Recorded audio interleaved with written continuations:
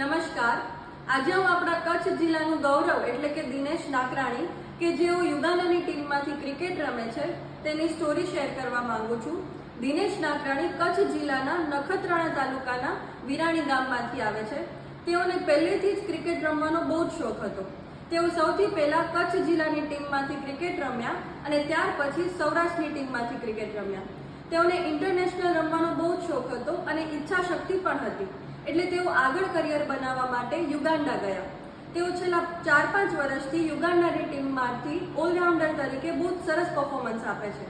આપણી આવનારી T20 world કપમાં પણ યુગાન્ડાની ટીમને ક્વોલિફાય કરવા માટે તેઓએ બેટિંગ અને બોલિંગ બંનેમાં બેસ્ટ પરફોર્મન્સ આપ્યું છે અને યુગાન્ડાની ટીમને ક્વોલિફાય કર્યું છે।